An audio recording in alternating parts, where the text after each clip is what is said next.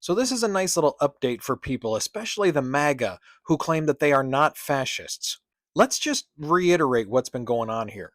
We said that if Donald Trump took power again, he was never going to leave office, and he was going to try to find some way to enforce an authoritarian agenda, like doing away with elections. Now, he's been repeating the stupid big lie that 2020 was rigged or stolen against him even before Biden took office. But even back in March, his election integrity chief was making claims that the president has the power to just declare a voting emergency and take power over state election laws. They said that because 2020 was obviously stolen, when it wasn't, and he lost several dozen court cases saying that it wasn't, and his top cybersecurity expert in the White House at the time said it wasn't, he's just continued to push that horseshit narrative. And now his corrupt FBI, according to him, is investigating it so it never happens again. Not that they think it will never be corrupt again, but they'll fix the fact that he will never lose again.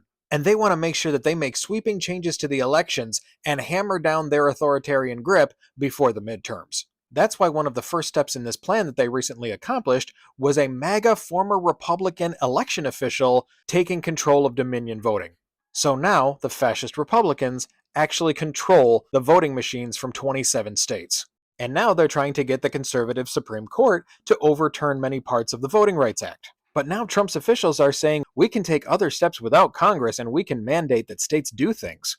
Trump said in August that he was going to sign an executive order to do away with mail-in ballots, even though many other countries use them, and the only reason he said they are fraudulent with absolutely no evidence is because Vladimir Putin told him so. One of the most corrupt authoritarian dictators in the world who has an iron grip over his people's voting process and conveniently still wins with 95% of the vote. He says we don't ever want this to happen again like it did in 2020. That means he doesn't ever want the Republicans to lose again. And another part in his plan about disabling the voting system is making people think it's illegitimate through conspiracy theories, much like the big lie itself, pushing widespread false narratives that voting machines have been rigged to favor Democrats. And all of this completely ignoring the blatant hypocrisy that Republicans totally believe that voting is fair when they win. If they lose, obviously it must have been fraudulent, but if they win, oh, the fraud magically never showed up.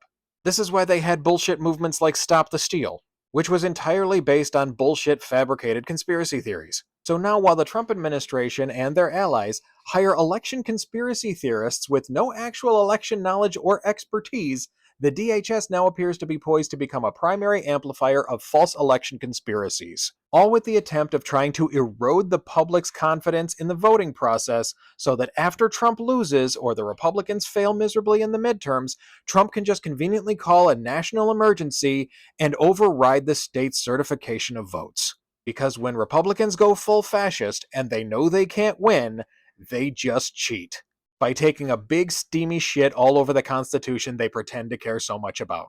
And all because Donald Trump knows that his approval rating is in the toilet, nobody likes him, nobody likes the Republicans, and they can't win in a fair fight.